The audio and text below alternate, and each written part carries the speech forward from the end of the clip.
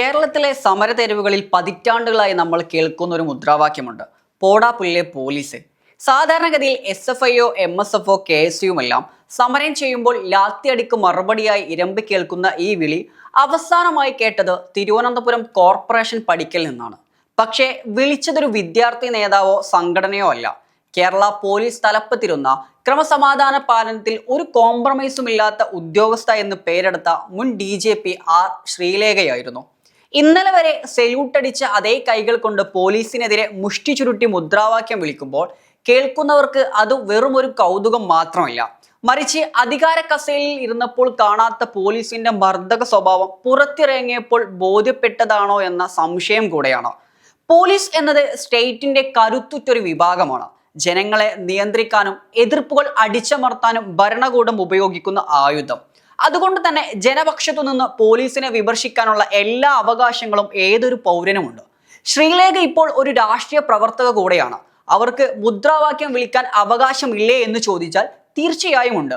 പക്ഷേ ഇവിടെ ഉയരുന്ന ചോദ്യം ധാർമ്മികതയുടേതാണ്. കേരള പോലീസിന്റെ DGP പദവിയിൽ ഇരുന്ന ഒരാൾക്ക് അതേ സേനയെ പുല്ല് എന്ന് വിളിക്കാൻ എത്രത്തോളം അവകാശമുണ്ട്?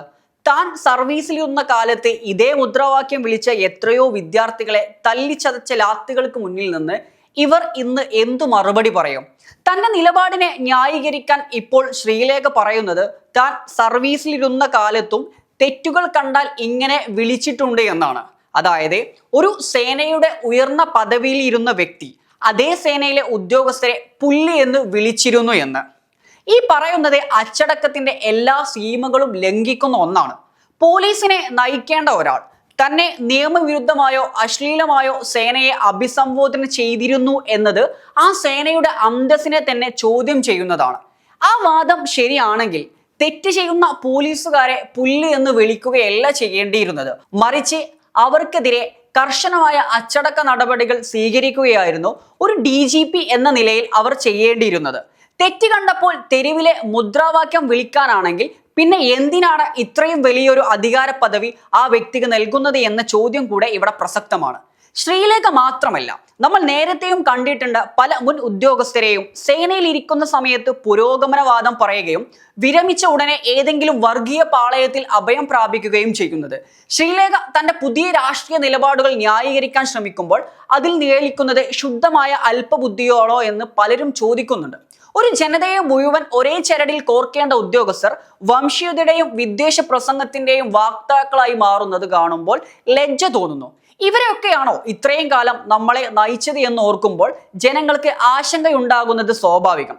താൻ നിൽക്കുന്ന പാർട്ടിയെ ന്യായീകരിക്കാൻ പോലീസിനെതിരെ മുദ്രാവാക്യം വിളിക്കുമ്പോൾ ആ പുല്ലുവിളി എല്ലാ പോലീസുകാർക്കും ബാധകമാണോ, അതോ താൻ പറയുന്നത് കേൾക്കാത്ത പോലീസുകാരെ മാത്രമാണോ അവർ ഉദ്ദേശിച്ചിരുന്നത് എന്ന ചോദ്യം കൂടെ ഇവിടെ ബാക്കിയാകുന്നുണ്ട്. ജനവിരുദ്ധമായ പോലീസ് നയങ്ങളെ വിമർശിക്കണം, ചോദ്യം ചെയ്യണം, പക്ഷേ അത് ആത്മാർത്ഥതയോടു കൂടി ആയിരിക്കണം എന്ന് മാത്രം.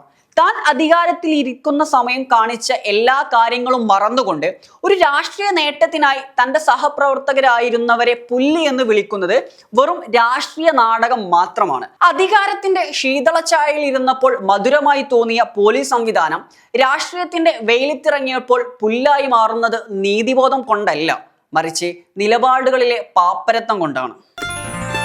Waytonikah.com, the exclusive Muslim matrimonial site.